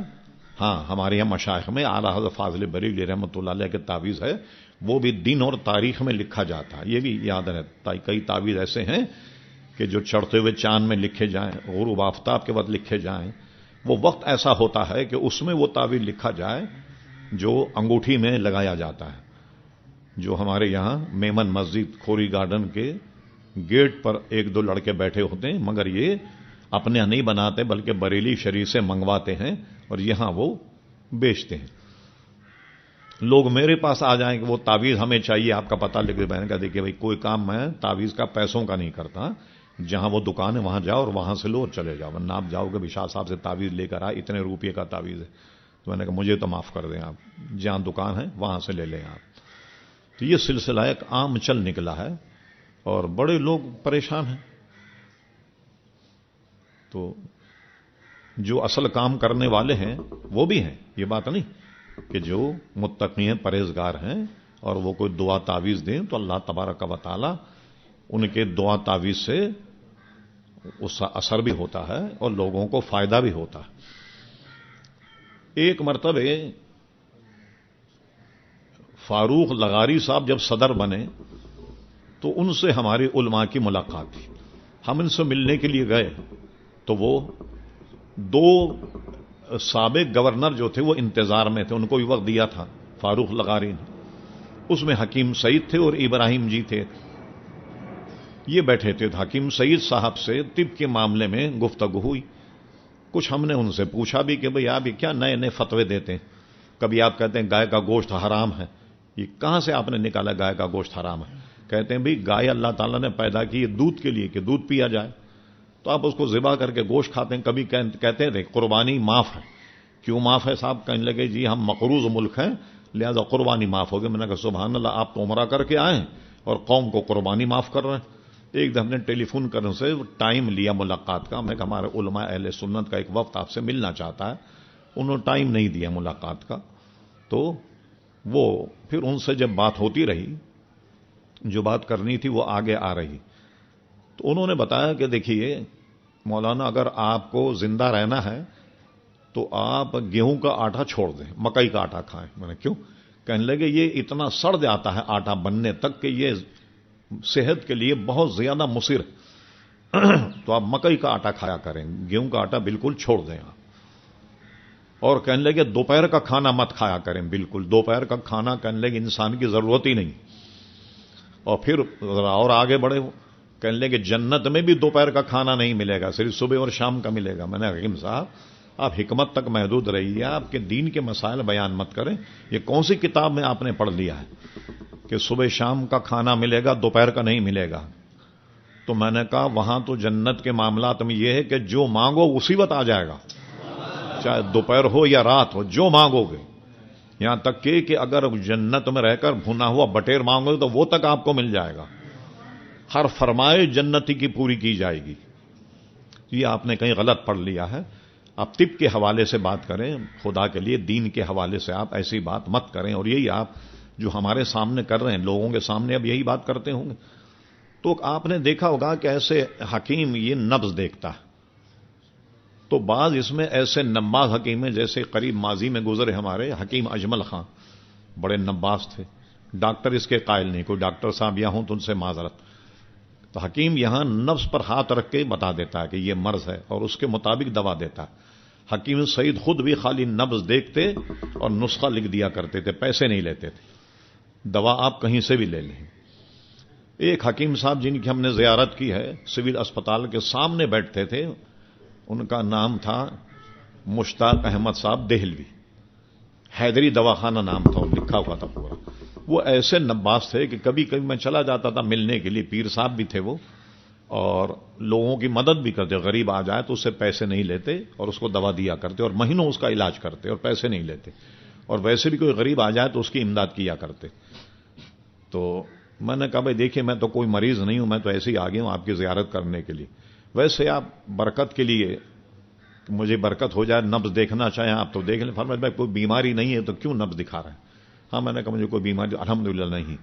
تو میں نے دیکھا ایک صاحب آئے تو ان کی نبض دیکھی، اب بزرگ تھے وہ، 111 سال کی عمر میں انتقال ہوا اور چشمہ نہیں لگاتے تھے، 111 سال کی عمر، میں نے دیکھا ان کی نبض دیکھی اور ایک تھپڑ مارا ان کا. میں نے منع کیا تھا مچھلی نہیں کھانا, کمبخت مچھلی کھا کے آیا, جب دوا نہیں دوں گا تمہیں. اب وہ معافی مانگ رہا کہ نہیں صاحب غلطی ہو گئی. دوسرا مریض آیا, اس کے نفس پہ ہاتھ رکھا, میں دیکھ رہا تھا کیا حشر ہوتا ہے. اب نفس پر ہاتھ رکھو, ایک تھپڑ مارا. کہنے آم کھانے کی منع کیا تھا میں نے, آم کھا کے آیا. وہ کہنے لگے خود مجھے دیکھو کہ میں نے 60 سال ہو گئے نمک نہیں کھایا, 60 سال سے نمک نہیں کھایا. حکیم سید نے ایک نئی بات یہ بتائی, یہ جو حکیم ہوتے تھے نا پہلے, یہ کیا کرتے تھے, پہلے درس نظامی پڑھتے تھے, کیونکہ جو اصل کتابیں طب کی ہیں وہ عربی میں ہیں, اس کے بعد فارسی میں. درس نظامی پڑھنے کے بعد پھر طب پڑھتے تھے. جتنے بڑے بڑے علماء گزرے یہ سب طبیب. صدر الشریعہ حضرت اللہ مولا امجد علی صاحب رحمۃ اللہ علیہ, محدث سورتی رحمۃ اللہ علیہ کے یہاں سے فارغ التحصیل ہو کر مراد آباد میں اپنا ایک متن کھول لیا تھا انہوں نے, حکمت کر رہے. تو اعلی حضرت کا خط ان کو ملا. اعلی حضرت نے بریلی طلب کیا کہ فتاوے اتنے آتے ہیں کہ اتنا وقت نہیں ہوتا, آپ آ کر کے ایک معاون مفتی کا ایک عہدہ ہے ہمارے یہاں, اس پہ آپ آن کر کے بیٹھ جائیں. تو ان کو آنے میں دیر ہو گئی تو اعلی حضرت دوسرا خط لکھا. فرمایا کہ پھر آپ ایسا کریں کہ یہ بتا دیں کہ آپ اپنے مطلب میں کب تک ہوتے ہیں, اس لیے کہ میں نے یہ ارادہ کیا کہ خود آپ سے آن کر مراد آباد میں ملوں. یہ خط جب صدر الشریعہ کو ملا تو فوراً وہ گاڑی میں بیٹھ کر سیدھے بریلی شریف آ گئے. اور وہ فرماتے میں نے دیکھا ایک بہت دبلا پتلا آدمی بیٹھا ہوا, چاروں طرف کتابوں کا انبار لگا ہوا, اور جب انہوں نے خطوط کی ڈاک میرے سامنے رکھی ایک ڈھیر لگا ہوا تھا. کہنے لگے مولانا یہ حال ہے, آپ ایسا کریں کہ اپنی مصروفیت چھوڑ کر کے یہاں آ جائیے اور یہ کام پھر آپ کریں, مجھے سوال سنائیں, میں جب املا کروں تو آپ اس کو لکھ دیا کریں. چنانچہ پھر یہ ہوا کہ صدر الشریعہ نے کہا کہ میں نے کہا اس شخص کی ضرور مدد کرنی چاہیے, تو میں پھر بریلی شریف آن کر رہ گیا اور میں نے مطب بند کر دیا. میں سوال سناتا تو اعلی حضرت فاضل بریلوی اس کا جواب لکھواتے, اور صدر الشریعہ فرماتا میں نے کمال یہ دیکھا کہ ایک سوال میں نے پڑھ کر سنایا, جواب کی انہوں نے ایک لائن لکھوائی, اور لکھوانے کے بعد میں جب دوسرا پڑھنے لگا تو اعلی حضرت نے کیا کہ فرما نہیں وہی سناؤ جو پہلے سنایا تھا. اس کو میں نے اس کے بعد سے سنایا تو اعلی حضرت کے ذہن میں وہ مضمون تھا پرانا کہ میں نے کیا لکھوایا, پھر اس کے بعد کا املا اعلی حضرت فرماتے. اس طریقے سے وہ املا لکھا کرتے تھے, اور پورے فتاوے میں مولانا امجد علی صاحب رحمۃ اللہ علیہ سناتے بھی تھے اور لکھتے بھی تھے. یہی وجہ ہے کہ بہار شریعت کے غالباً تیسرے حصے میں مولانا امجد علی صاحب کی تعریف بھی کی ہے کہ فقہ جس کا نام ہے, تفقہ جس کا نام ہے, وہ آدمی مولانا امجد علی صاحب رحمۃ اللہ علیہ میں دیکھے گا آن کر. اسی وجہ یہ ہے کہ یہ فتاوے سناتے ہیں اور لکھتے بھی ہیں. اعلی حضرت کے بارگاہ میں ایک خاصا ترجمہ صدر الشریعہ بدو طریقہ مولانا امجد علی صاحب رحمۃ اللہ علیہ کو ہو گیا تھا. تو اتنے فتاوے, اتنے سوالات آتے اعلی فاضل بریلوی کے کہ آپ دیکھیں گے آج فتاوی رضویہ تقریباً 30-32 جلدوں میں ہے. یہ اللہ کی مہربانی ہوئی کہ اپنے وقت پر وہ چھپ گئی اور آپ کے فتاوے ضائع ہونے سے بچ گئے, اور کسی کو منع نہیں کیا. اعلی حضرت کا علم دیکھیے, کوئی مسئلہ کتنا ہی اہم ہو, اگرچہ اس کا دارالافتاء سے تعلق بھی نہیں ہو, لیکن اعلی حضرت فاضل بریلوی جملہ علوم کے استاد تھے, اور حالانکہ کسی یونیورسٹی میں انہوں نے نہیں پڑھا, مگر اللہ تبارک و تعالیٰ نے وہ علوم انہیں عطا فرمایا کہ لوگ فتوا دیکھ کر کے دنگ رہ جاتے تھے. اب مجھے بتائیے کہ یہ کیا دارالافتاء سے پوچھنے کا مسئلہ؟ کسی نے پوچھا کہ حضرت پانی کا رنگ کیسا؟ لکھا اعلی حضرت فاضل بریلوی نے فرمایا پانی کا رنگ سیاہ. اور مختلف اقوال نقل کیے, بلکہ فتاوی رضویہ کی پہلی جلد میں اس پر ایک پورا رسالہ مختلف اقوال لکھی. کسی نے کہا پانی کا رنگ شفاف ہے, جس برتن میں رکھا جائے تو برتن کی وجہ سے پانی رنگین لگتا, اور پھر فیصلہ یہ دیا کہ پانی کا رنگ جو ہے وہ سیاہ, اس پر فیصلہ دیا. اور ایک حدیث سے بھی استدلال کیا, حالانکہ اس سے دارالافتاء کیا تعلق, آپ کسی مفتی کے پاس لے جائیں کہ بھئی یہ پانی کا رنگ کیسا, ان کا رنگ تو بعد میں بتائیں, پہلے اپنے دماغ کا علاج کراؤ کہ یہ کوئی مفتی سے پوچھنے کا مسئلہ. ایک صاحب نے مسئلہ بڑا عجیب غریب پوچھا, اس کا بھی جواب دیا. فرمایا کہ جب ٹیبل پہ شیشہ رکھا ہوتا ہے, سفید ہوتا ہے وہ, لیکن اس میں درار پڑ جائے, جس کو کہتے ہیں نا بال پڑ جائے, وہی شیشے سے زیادہ سفید کیوں نظر آتی؟ ایک ٹرانسپیرنٹ موتی ہے, اس کو اگر پیسا جائے, بالکل صفو بنا دیا جائے, تو وہ موتی سے زیادہ کیوں چمکتا ہے؟ یہ دارالافتاء کا مسئلہ نہیں تھا، لیکن اس کو بھی جواب دیا اور مطمئن کر کے جواب دیتے تھے اس کو. تو یہ 5ویں جلد فتاوی رضویہ کی جو آج سے 10-15 سال پہلے چھپی تھی لاہور سے، اس کے مقدمے میں ایک بڑا مقالہ ہے مفتی سید شجاعت علی قادری صاحب کا. اس میں انہوں نے اس قسم کے مسائل پر پورا مقدمہ لکھا ہے فتاوی رضویہ کی 5ویں جلد میں، وہ دیکھنے کے لائق. ایسے ایسے مسائل کے جس کا تعلق دارالافتاء سے ہے نہیں، لیکن اعلیٰ حضرت نے ان کا بھی جواب دیا. اور کمال یہ ہے کہ کبھی کسی معاملے میں دھوکہ نہیں کھائے، دھوکہ دینے کی کوشش بھی کی لیکن اعلیٰ حضرت دھوکہ نہیں کھائے. کوئی دھوکہ دے کر بھی مفتی سے کوئی فتویٰ لے لیا جاتا تاکہ بعد میں اس مفتی کی تشہیر کی جائے کہ یہ دیکھیے مفتی بنا پھرتا ہے اور یہ نہیں جانتا وہ نہیں جانتا. حالانکہ علماء نے اس کو حرام لکھا کہ کوئی آدمی کتاب میں کوئی مسئلہ دیکھنے کے بعد ایک عالم سے امتحان کے طور پہ وہی مسئلہ پوچھے کہ دیکھیں مولانا کتنے پانی میں. اس کو علماء نے حرام لکھا.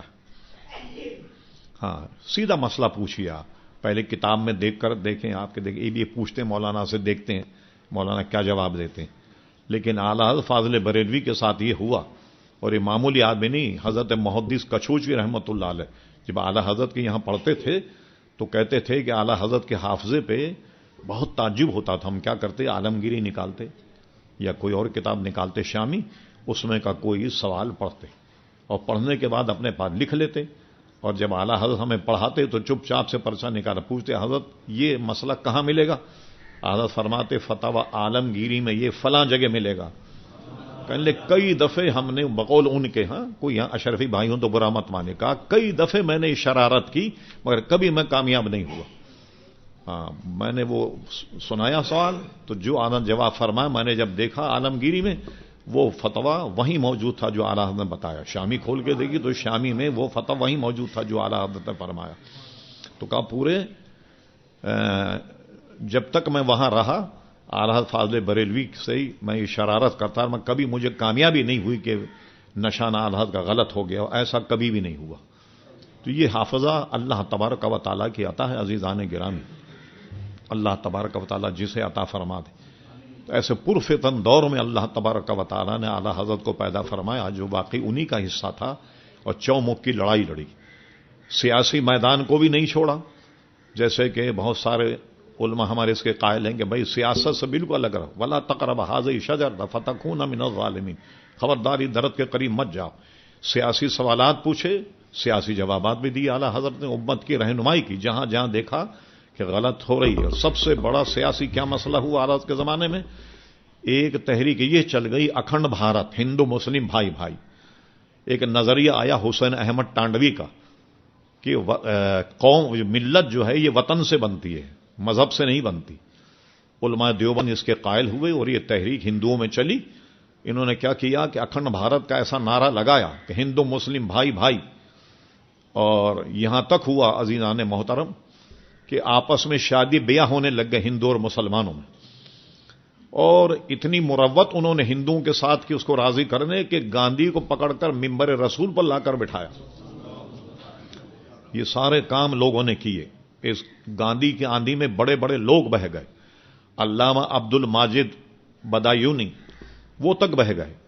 علامہ عبد الباری فرنگی محلی بہت بڑے عالم تھے ہندوستان کے. اعلیٰ حضرت فاضل بریلوی نے خود اپنے قلم سے ان کی تعریف لکھی کہ بہت بڑے عالم دین ہیں. جب یہ بھی بہ گئے اعلیٰ انہیں خط لکھا، پے در پہ انہیں خط لکھا، یہاں تک کہ اللہ تبارک و تعالیٰ نے ان کا سینہ کشادہ کیا. جو دعوت اعلیٰ حضرت دی وہ انہوں نے قبول فرمائی، اور اس کے بعد انہوں نے اپنے تمام امور سے جو کانگریس کے ساتھ تھے ان سے توبہ کی. اور توبہ کرنے کے بعد ڈاکٹر مسعود احمد صاحب نے ان کے رجوع پر ایک پورا رسالہ بھی لکھا جو دونوں میں خط و کتابت ہوئی. اعلیٰ حضرت اور علامہ عبد الباری فرنگی محلی میں جو خط و کتابت ہوئی اس کو بھی چھاپا انہوں نے. وہ کتاب میرے پاس موجود تو نہیں ہے لیکن وہ چھپی کتاب. تو ایسے لوگوں نے پھر رجوع کر لیا اپنے معاملات سے. فتاوی رضویہ کی قدیم جلد جو ہے 6ٹھی جلد، وہ 6ٹھی جلد میں میں نے نشان لگا کے رکھا ہوا. ایک دفعہ دیکھ رہا تھا میں تو نظر آیا مجھے. ابوالکلام آزاد جو پکے کانگریسی تھے اور گاندھی کی آندھی میں وہ بھی بہ گئے، تو کیا کیا کہ وہ مضافات بریلی شریف میں جمعہ پڑھانے کے لیے آئے.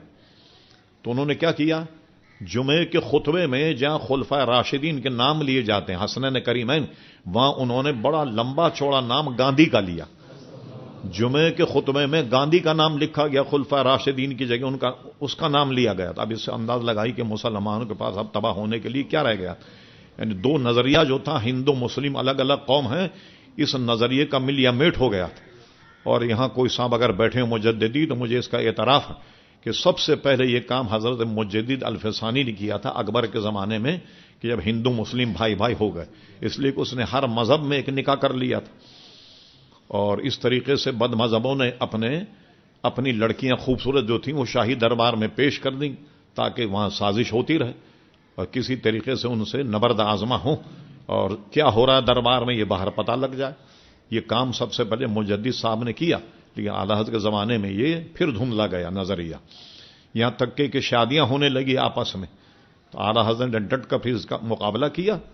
یہاں تک کہ پٹنہ میں ایک سنی کانفرنس 1897 میں پٹنہ میں سنی کانفرنس کر کے اعلی حضرت یہ نعرہ لگایا اور یہ نظریہ دیا لوگوں کو، ہندو الگ قوم ہے، مسلمان الگ قوم. ہندوؤں کی لڑکیوں کو اپنے گھروں میں نہ لایا جائے، نہ اپنی لڑکیوں کو ہندوؤں کو دیا جائے. ایک جماعت تھی اعلی حضرت کے ماننے والوں کی، تو ہندوستان میں اس کا اتنا شہرہ ہوا تب مسلمان اپنے مرکز پر واپس آئے، ورنہ مسلمان تو گمراہ ہو چکے تھے. آدھے ہندو بن گئے، چوٹی رکھنے لگ گئے تھے، پتہ نہیں کیا کیا کرنے لگ گئے تھے. سارے جو ہندوؤں کے فیشن ہے وہ سب اپنا لیے گئے تھے، یہاں تک کہ قشقہ تک لگانے لگ گئے تھے لوگ. اور آپ نے دیکھا کہ ابھی ایک بہت بڑے ہندوستان کے ایک لیڈر خاتون کا بیان آیا تھا چند مہینے پہلے، اس کو دیکھ کر کے ہمیں ذرا پڑھ کر عقل کے ناخن لینا چاہیے. اس نے بیان یہ دیا کہ پاکستان سے جنگ کرنے کی ضرورت نہیں ہے ہم نے اپنی تہذیب اور تمدن کو پاکستان میں گھسیڑ دیا، لہذا اب جنگ کرنے کی کیا اپنا نظریہ، اپنے معاملات، اپنی ثقافت انہوں نے پاکستان میں گھسیڑ دی. تو اب بتائیے کیا رہ گیا. ایک جگہ ہم نے نکاح پڑھایا، نکاح پڑھانے کے بعد کرسی پر بیٹھ گئے تو ایک بچہ اپنے ابا سے پوچھنے لگا، ابا کیا نکاح ہو گیا؟ ابا نے کہا نکاح ہو گیا. اب دیکھیے بچہ پوچھ رہا ہے، کیوں؟ یہ سب میڈیا کی برکت. ایک آگ کے گر تو گھومے نہیں تو کیسے نکاح ہوا؟ کہا یہ مولانا بیٹھے انہوں نے تو پڑھایا نکاح، کیونکہ بتایا جاتا ہوگا نا فلموں میں اس طرح نکاح ہوتا ہے کہ آگ کے گرد گھوما جاتا. انہوں نے کہا یہ آگ کے گرد تو گھومے نہیں تو نکاح کیسے ہوگا؟ مولانا نے تو پڑھایا نکاح. اب یہ بچے سوالات کرتے ہیں اپنے ماں باپ سے، تو یہ کیا ہے؟ یہ ہندوؤں کی تہذیب ہم میں گھس گئی، انگریزوں کی تہذیب ہمارے یہاں گھس گئی. اچھا دوسروں کو دیکھیے وہ اپنے مذہب کی کتنی پابندی کرتے ہیں. تعجب ہوگا آپ کو، نیو جرسی میں بہت زیادہ یہودی ہیں، بڑی بڑی داڑیاں ان کی. اوہو، ایک صاحب نے مجھ سے کہا کہ کوئی نہیں جاننے والا آدمی اگر آ جائے تو سوچے بھی یہاں تو بڑے علماء کرام رہتے ہیں نیو جرسی. بڑی بڑی داڑھی ہیں یہودی، مگر آپ کو تعجب ہوگا کہ وہ دکان سے گوشت لے کر کے نہیں کھاتے، مسلمان کی دکان کا گوشت کھا لیتے ہیں. اس لیے کہ وہ جانتے ہیں کہ مسلمان اللہ کے نام سے ذبح کرتا ہے، لیکن جھٹکے کا گوشت یہودی نہیں کھاتا، وہ نہیں لیتا دکان سے گوشت، لیکن مسلمان خرید لیتے ہیں. جب وہ کہتا ہے کہ بھائی ٹھیک ہے یہ تو اسلامی ذبیحہ ہے، اور سب پر لکھا ہوتا ہے کیا کہتے ہیں اسلامی ذبیحہ، حلال حلال حلال، بسکٹ پر، ڈبل روٹی پر، کیک پر، سب پر لکھا ہوگا حلال، تو کیا وہ بھی کیا ذبح ہو کر کے آتا ہے؟ ایک تماشا ہے، سمجھے نا. تو اس سے ایک دکاندار نے، لوگ باتیں کرتے رہتے ہیں کہیں بیٹھے ہو تو، کہ ایک دکاندار نے دیکھا کہ اس دکان پہ رشک اتنا کیوں ہے؟ کہنے لگے اس لیے بھائی کہ یہ حلال بیچتا ہے. وہ بیچ رہا تھا خنزیر، اس کمبخت نے کیا کیا اپنی دکان پر بھی لکھ دیا حلال. وہ سمجھا کہ جیسے گائے کا گوشت بک رہا تو یہ بھی بکنے لگا. اس کو پتہ ہی نہیں کہ بھائی خنزیر کو تو مسلمان بنیادی طور پہ حرام مانتا، یہ حلال تو ذبح کرنے سے گائے اور بکری ہوتی. تو یہ سارے تماشے ہم نے اپنی آنکھوں سے دیکھے ہیں. وہ جب اتنی پابندی کرتے ہیں، ہم مسلمانوں کو کتنی پابندی کرنی چاہیے؟ خلفاء راشدین نے کتنی پابندی کی، سنت رسول اللہ صلی اللہ علیہ وسلم کی. ایک بزرگ کا واقعہ میں نے پڑھا کہ وہ خربوزہ کھانے کے بڑے شوقین تھے، جس کو فارسی میں خرپزہ کہتے ہیں، لیکن عموماً عوام پر یہ لفظ آ گیا خربوزہ. کہ وہ کہتے تھے کہ میری نظر سے کوئی حدیث نہیں گزری کہ حضور نے خرپزے کو ایسے کھڑا کاٹا یا آڑا کاٹا، زندگی بھر انہیں خربوزہ نہیں کھایا. اتنے سنتوں کے متی اور فرما بردار تھے. جو مرزا کہتا تھا کہ حضور کی اطاعت کرنے پر بھی آدمی نبی بن جاتا. حضور کی امت میں تو ایسے ایسے متی فرما بازار گزرے جس کی نظیر نہیں ملے گی آپ کسی امت میں. ہر معاملے میں حضور علیہ الصلوۃ والسلام کی اطاعت گزار، ہر معاملے میں حضور علیہ السلام کی فرما برداری. تو دوسرے لوگ اپنے مذہب کو بہت اچھی طریقے سے تھامے ہوئے، مسلمان اپنے مذہب کو ضائع کر رہا ہے. تو خدا کے لیے اپنے مذہب میں دیکھیے زندگی تو گزر ہی جائے کسی طرح بھی گزری گی. نہ کھائیں گوشت، آپ دال روٹی کھا لیا کریں. لوگ کہتے ہیں باپ بڑا مشکل اسلام آپ لے کر کے آئے ہیں، اس پر تو عمل کرنا بہت مشکل ہو گیا. میں نے پہلے بھی ذکر کیا تھا کہ ہالینڈ میں گیا تو وہاں کے کچھ ریسٹورنٹ والوں نے میری دعوت کی. میں نے ان سے کہا دیکھیے صاحب میں کھانا تو کھاؤں گا نہیں، ٹھیک ہے، اور کہیں بھی نہیں کھاتا میں، آپ چائے پلا دیں مجھے بس. وہ آئے جانا خیر انہیں چائے رکھ دی ہمارے سامنے اور آپس میں بات کر رہے تھے. کہنے لگے مولانا جو اسلام لائے نا یہ بہت تگڑا، ہمارے بس کا نہیں ہے. کیا؟ کہنے دیکھیں ہم ہوٹل کا کام کرتے ہیں تو رش لگ جاتا ہے. آپ کہتے ہیں خنزیر تلنے کے لیے الگ کڑھائی رکھنی چاہیے، مچھلی کے لیے الگ رکھیں، مرغے کے لیے الگ. یہ ہم سے نہیں ہوتا. ہم کیا کرتے ہیں خنزیر بھی اسی کڑھائی میں تل دیتے ہیں اور مرغی بھی اسی کڑھائی میں، مچھلی بھی اسی کڑھائی میں. اور پھر سنیے تلنے کے بعد بھی تیل ضائع نہیں ہوتا. کہنے پھر یہ تیل نکال کر کے ہم ایک ٹین میں رکھ دیتے ہیں. یہ کریم اور بنانے والے جو ہیں یہ ہم سے تیل لے جاتے ہیں، جو کریم ملتے ہیں نا یہ بیوٹی پارلر والے، اس میں بھی ایک عنصر اس حرام کا ہوتا ہے. اگر آپ دیکھیں باہر ملکوں میں اسلامک سوسائٹی والوں نے بڑی بڑی لسٹیں چھاپی ہیں اور اس پر وہ نشانات بنے ہوتے ہیں، کچھ نمبر پڑے ہوتے ہیں. اس نمبر کی کریم استعمال نہ کی جائے، اس نمبر کی ڈبل روٹ استعمال نہیں کی جائے کہ یہ مشتبہ ہے، یہ میڈیکل استعمال نہیں کیا جائے. گولیوں کے ڈبے پر بھی وہ لکھے ہوتے ہیں عدد. اس کے ایک کاپی ہم سفر کرتے ہیں تو اپنے پاس رکھ لیتے ہیں. جو مسلم سوسائٹیاں ہیں بڑی بھاگ دوڑ کر کے بڑے بڑے سائنٹسٹ سے انہوں نے ملاقات کر کے ایسی ساری فیری جمع کر لی مسلمانوں کو حرام سے بچانے کے لیے. تو وہ مسلمان اس کو اپنے پاس رکھتے ہیں تاکہ حرام سے بچا جائے. تو محترم حضرات وہاں بھی اور یہاں بھی ہر جگہ حرام اور ناجائز سے بچا جائے. لوگ کہتے ہیں ہم مشکل اسلام پیش کر رہے ہیں. تو دیکھیے گوشت آدمی کے بدن کا حصہ بن جاتا ہے جب کھاتے ہیں آپ غذا، اور حضور کا ارشاد ہے کہ جو حرام سے بدن بنا ہے وہ جہنم میں جائے گا. اس لیے حرام سے پرہیز کیا جائے. حرام سے مراد سود، گوشت اور یہ ساری چیزیں جو ہیں یہ حرام، ان سب سے پرہیز کیا جائے اور حلال اختیار کیا جائے. ٹھیک ہے کچھ کم کھا لیجیے آپ یا کچھ مہنگی چیز لینی پڑ جائے آپ کو تو اس کو برداشت کر لیں آپ، مگر اس کام کو مت کریں آپ. ہاں بینکوں کے سود سے، بینکوں کے منافع سے اور دیگر ایسی کمپنیاں جو ہیں ان سے ہر مسلمان کو بچنا چاہیے. تو میں بتا رہا تھا اعلی حضرت فاضل بریلوی نے مذہبی میدان میں بھی سب کا مقابلہ کیا اور سیاسی